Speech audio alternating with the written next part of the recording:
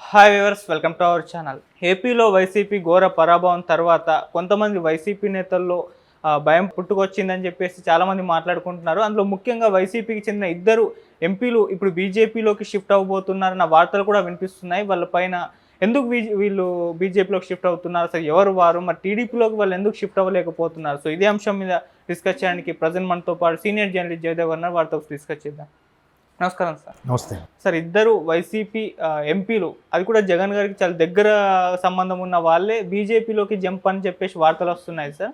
అంటే బీజేపీలోకి ఎందుకు చేరుతున్నారు, మరి అసలు రీజన్ ఏంటి వీళ్ళు మారడానికి, మరి టీడీపీలో ఎందుకు చేరడానికి సార్? టీడీపీ అంటే వైసీపీ వాళ్ళు ఆగర్భ శత్రువులు అనే స్థాయిలో క్రియేట్ చేసేసారు కదా. గడిచిన 5 ఏళ్లలో చాలా చంద్రబాబు గారిని వదలలేదు కదా. అంటే కేసులు ఏమీ లేవు, అవేదో లేనిపోని బనాయించి కేసులు పెట్టి ఆయన 52 రోజులు లోపల పెట్టి తీరా పత్రాలు మళ్ళీ కాల్ చేసి ఇవన్నీ చేశారు. సో ఇప్పుడు ప్రధానంగా నాకైతే ఒక ఎంపీ పేరే వినిపించింది. మరి మీరు అనుకుంటున్న 2 ఎంపీలు ఎవరో నాకు తెలియదు, కానీ నాకు వినిపించిన పేరు ఏంటంటే మిథున్ రెడ్డి గారి పేరు వినిపించింది. అది సోషల్ మీడియాలోనా లేదంటే మ్యాన్ టు మ్యాన్ మౌత్ పబ్లిసిటీలోనో తెలియదు, కానీ నాకు ఒకసారి ఆశ్చర్యం అనిపించింది. మిథున్ రెడ్డి గారు ఏంటి, అసలు జగన్మోహన్ రెడ్డి గారికి అత్యంత సన్నిహితులైన పెద్దిరెడ్డి రామచంద్రారెడ్డి గారి అబ్బాయి, అటువంటి వ్యక్తికి ఇందులోకి వెళ్తారా అంటే ఏమో. ఇప్పుడు రాజకీయాల్లో ఎలా ఉంటుందంటే మనం ఈ మధ్యకాలంలో చాలా చూస్తున్నాం, ఒకే ఇంట్లో 2 ఉంటున్నారు అన్నదమ్ములు. ఇప్పుడు ఒకడు బీటెక్, ఒకడు ఎంబీబీఎస్ అన్నట్టుగా, ఒకడు వైసీపీ అయితే ఒకటి టీడీపీ. నా గవర్నమెంట్ నేను వస్తే నువ్వు నా పనులు చేసి పెట్టు, నీ గవర్నమెంట్ వస్తే నేను నీకు పనులు చేసి పెడతా, ఇట్లాగే ఒక క్యాలిక్యులేషన్స్. సో ఇట్లాంటివి కూడా కొన్ని ఉన్నాయి. కాకపోతే ఇవన్నీ కూడా ఒకప్పుడు ఎలాగా, ఏ పార్టీ వేరైనా ప్రతిపక్షంలో ఉన్న వాళ్ళ పనులు కూడా వేయేది, వాళ్ళు ఒకటే, ఈ ఓటర్లు అనవసరంగా అభిమానులే కొట్టుకు చేస్తారు తప్ప వాళ్ళు ఒకటే అన్నట్టుగా అనుకునేవారు. కానీ బట్ 2019 తర్వాత వైసీపీ గవర్నమెంట్ ఫామ్ అయ్యాక ఆ పరిస్థితి లేకుండా పోయింది. టీడీపీ వాడంటే ఆగర్భ శత్రువు అని వైసీపీ వాళ్ళు ఫీల్ అవ్వడం, వైసీపీ వాళ్ళకంటే మరి వాళ్ళు చేసిన వాడికి వీళ్ళు కూడా ఆబ్వియస్లీ అలాగే ఫీల్ అవుతుంటారు.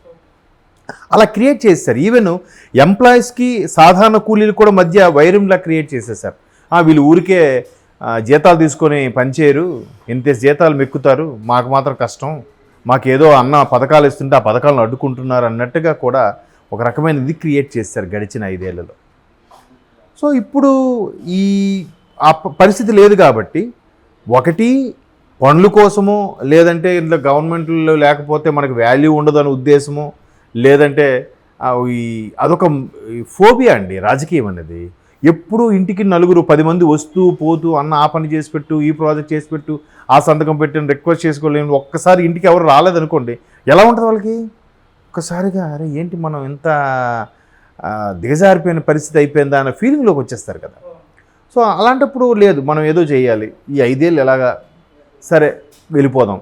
ఇంకో ఆప్షన్ నెంబర్ 2 ఏంటంటే, మన మీద ఆల్రెడీ 100 కేసులు ఉన్నాయి. 100 కేసులను సర్వే అవ్వాలంటే కనీసం వాళ్ళ వైపు వెళ్ళిపోయి వాళ్ళు బతిమాలి, వాళ్ళు గేటు దగ్గరనే మనం నిలబడితే, వాళ్ళ పార్టీలో తీసుకోక్కర్లే, గేటు దగ్గర నిలబడితే అవైనా సర్వే అవ్వచ్చు కదా అని ఒక పరిస్థితి. అయితే ఇక్కడ ఈ వైసీపీ ఎంపీలు ఏదైతే ఉన్న 9గురిలో మిథున్ గారి పేరు వినిపించింది, తర్వాత విజయసాయిరెడ్డి గారి పేరు కూడా వినిపించింది అనూహ్యంగా. నాకు అది ఆశ్చర్యం అనిపించింది. నెంబర్ 2 ఆయన జగన్మోహన్ రెడ్డి గారి తర్వాత నెంబర్ 2 ఎవరంటే విజయసాయిరెడ్డి గారనే కదా. కానీ విజయసాయిరెడ్డి గారు కూడా జగన్మోహన్ రెడ్డి గారు అన్ని కేసులకు కూడా A2గా ఉన్నారు కాబట్టి వీడు కూడా సర్వైవ్ అవ్వాలి అంటే బీజేపీలోకి వెళ్ళక తప్పదు అనే ఆప్షన్ ఉంది. మీరన్నట్టు టీడీపీలోకి ఎందుకు వెళ్ళట్లేదు అంటే, వైసీపీకి టీడీపీకి ప్రధాన వైరం కానీ బీజేపీకి ఏం లేదుగా. అవును, వైసీపీకి టీడీపీకే వైరం కానీ బీజేపీకి ఏముంది వైరం? ఆటోమేటిక్గా కూటమిలో చేరింది కాబట్టి ఇప్పుడు వైరమేమో అనుకోవచ్చు. కానీ బీజేపీ పెద్ద మాకు పోటీయే కాదు అనుకునే ఫీలింగ్లో ఉన్నప్పుడు వాళ్ళకి అసలు పట్టించుకోలేదు కదా. వాళ్ళ మీద విమర్శలు లేవు, వాళ్ళ మీద దిగుబట్టడం లేదు, వాళ్ళ మీద అటాకులు లేవు, వాళ్ళ కార్యకర్తలని కొట్టింది లేదు, ఏమీ లేదు. సో అలాంటప్పుడు మరి బీజేపీని పెద్దగా సీరియస్గా తీసుకోకూడదు. సో ఆ ర్యాపో ఉంది కాబట్టి బీజేపీలోకి వెళ్ళిపోతే బెటరు, జనసేనలో కూడా వెళ్ళలేరు. ఇప్పుడు ఈవెన్ జగన్మోహన్ రెడ్డి గారు ఎలక్షన్స్ ముందు వైజాగ్ స్టీల్ ప్లాంట్ యూనియన్ ఎంప్లాయీలతో మాట్లాడినప్పుడు కూడా ఏమన్నారు, మనకి ఎక్కువ సీట్లు రావాలి, కేంద్రంలో తక్కువ సీట్లు రావాలని కోరుకోండి, అప్పుడు బీజేపీతో మనమే కలుద్దాం, మనకే మంచి ఇది వస్తుంది, మంచి పట్టు వస్తుంది అనే ఉద్దేశంలో అలా ప్రార్థన చేయండి అని కూడా జగన్మోహన్ రెడ్డి గారు అన్నట్టుగా వార్తలు కూడా చూసాం. అంటే బీజేపీతో ఎలాగైనా కలిసి వెళ్ళిపోవడానికి వాళ్ళ ప్లాన్. ఎందుకు కాంగ్రెస్ అయితే వెళ్ళలేరు, ఛాన్సే లేదు. ఎందుకు అంటే కాంగ్రెస్ను విభేదించి బయటకు వచ్చారు కాబట్టి కాంగ్రెస్తో కలవలేడు. పోనీ బీజేపీతో కలుద్దాము అని అన్నా కూడా ఒకవేళ ఇన్ కేసు రాలేదు, మెజారిటీ వచ్చిన బీజేపీతో కలవలేరు. ఎందుకు కలవలేరు?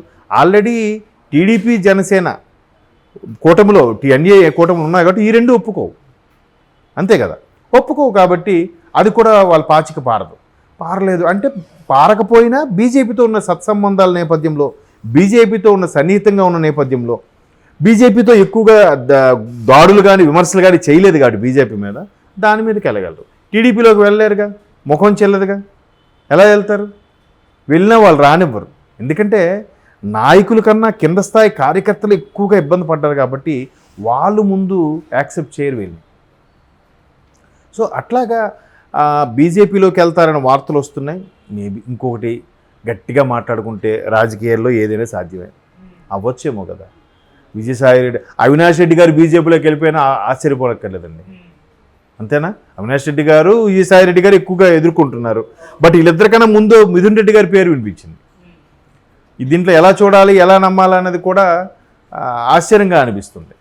కాబట్టి రాజకీయాల్లో ఏదైనా సాధ్యమే. బట్ ఇప్పుడు కూటమిలో టీడీపీ జనసేన ఉన్నాయి కాబట్టి, పైగా కూటమిలో టీడీపీ కీ రోల్ పోషించిపోతుంది. వీళ్ళ సీట్ల ఆధారంగానే సెంట్రల్లో చక్రం తెప్పిపోతున్నారు బాబు గారు. ఇందులోకి చేరాలి అంటే ఖచ్చితంగా వీళ్ళ పర్మిషన్ ఉండాలి అనుకుంటున్నాను నేను. పర్మిషన్ లేకపోయినా ఒకవేళ వాళ్ళు వచ్చినా వాళ్ళకి ప్రాధాన్యత అయితే ఉండదు. అలా అని వీళ్ళు కక్ష సాధింపులుగా ఉంటారని నేను అనుకోవట్లేదు. ఎందుకంటే నిన్న జరిగిన ఏవైతే గొడవలు జరిగాయో, శిలాఫలకాలు కొట్టేయడం, కొంతమంది మీద ఎవరైతే కాళ్ళు ఎగరేసి గత 5 ఏళ్ళలో ఇబ్బంది పెట్టారో వాళ్ళని చెదగొట్టడం లాంటి కొన్ని జరిగాయి కొన్ని దగ్గరలో, బయటికి రాలేదు. కానీ అటువంటి విషయంలో బాబు గారు చెప్పారు కదా, సంయమనం పాటించండి, ఎలాగ ప్రభుత్వం మందు ఉంది కదా అని వాళ్ళు రెచ్చగొట్టే ప్రక్రియలు చేసినా మీరు రెచ్చిపోవద్దు అన్నట్టు కూడా మాట్లాడారు. ఈవెన్ పవన్ కళ్యాణ్ గారు అయితే జన సైనికులను ఉద్దేశించి ఒక మాట కూడా చెప్పాడు. ఆయన ఇకపై విమర్శించొద్దు, ఏమనొద్దు, ఒక రాజకీయ దృక్పథంతోనే చూడండి అని. మరి జగన్మోహన్ రెడ్డి గారు చూశారు అంత చక్కగా. ఇన్నాళ్ళు ప్రజాస్వామ్యం ఎప్పుడూ ట్వీట్ చేయని వ్యక్తి ప్రజాస్వామ్యం ఉందా అని ట్వీట్ చేయడం, శాంతి భద్రతలు కొరబడ్డాయని ట్వీట్ చేయడం. ఇంతకుముందు కూడా చూశాను, కొడాల నాన్నగారి పేరు నాన్నగారు ప్రెస్ మీట్ పెట్టి మరి పోలీసులు అసలు జీతం తీసుకుంటున్నారు, జీతం వాళ్ళకు అరుగుతుందా అని. మరి 5 ఏళ్లలో జీతం తీసుకోలేదా వాళ్ళు? చూడండి ఇలాగెంత సింపుల్గా మాట్లాడేస్తున్నారు. ఏవి జరగనట్టు, మాకు ఏం జరిగింది, మాకేం తెలియదే, మేము అన్నీ మర్చిపోయామే, అందరం గజనీలం అయిపోయాము అన్నట్టుగా మాట్లాడుతున్నారు కదా. ఇట్లాంటి మాటలకి ఎవడైతే స్థానికంగా సఫర్ అయిన కార్యకర్త ఉంటాడో వాడు పేటరీ అయిపోతాడు, చెలరైపోతాడు. ఎంత అమాయకంగా మాట్లాడుతున్నారని. వీళ్ళు ప్రెస్ మీట్ పెట్టకపోతే ఏమీ లేదు, ఈ ప్రెస్ మీట్లు పెట్టడం మళ్ళీ చెలరైపోవడం, మళ్ళీ ఇది అవ్వడం. ఇంతకుముందు కూడా రాజమండ్రి కూటమికి సంబంధించిన ఒక నాయకుడు కూడా ఇలాగ ప్రెస్ మీట్ పెట్టి దాడులు జరగట్లేదు అనట్లేదు, జరుగుతున్నాయి, ఏదైతే దాడులకు ఉసుగొలిపారో, ఏదైతే మమ్మల్ని రెచ్చగొట్టారో దానికి మూల్యం ఇప్పుడు చెల్లించుకుంటున్నారు వాళ్ళు అని కూడా చెప్పాడు ఆయన క్లియర్గా. లేకపోతే మేము గడిచిన 5 ఏళ్ళు అంతకుముందు సంస్కృతి ఎక్కడుందండి? వాడు సన్నాసి, ఆడు ముసిలి నక్క, ఆడు 420, ఆడు వేస్ట్ గాడు, ఇలాంటి ఆడు అసలు సింగులర్ వాడడానికే రాజకీయాల్లో ఇబ్బంది పడేవాళ్ళే ఇప్పుడు అంత బాగా దారుణంగా మాట్లాడారండి. అవునా కాదు? ఒక ఆవిడైతే గాడిదకు వచ్చినట్టు 50 ఏళ్ళు వచ్చే పవన్ కళ్యాణ్కి అంది. ఏమైంది ఇప్పుడు ఆవిడ పరిస్థితి? ఏదేస్తే అది మాట్లాడేయడమేనా? మరి అది అలాంటివన్నీ చూస్తుంటే ఓకే, ఇప్పుడు అందుకు మరి ఏ మొహం పెట్టుకుని టీడీపీలోకి వస్తారు? రాలేరు. కాబట్టి ఇంకొన్న ఆప్షన్ బీజేపీ ఒకటే, లేదా కాంగ్రెస్లోకి వెళ్ళాలి. కాంగ్రెస్ ఏదైనా గవర్నమెంట్ లేదు కాబట్టి అటు పోరు. మళ్ళీ గవర్నమెంట్ ఉన్నదే కావాలి. చూడండి, తిన్నది సరిపోదు, చేసిన అరాచకం సరిపోదు, మళ్ళీ గవర్నమెంట్ ఉన్నదే కావాలంట.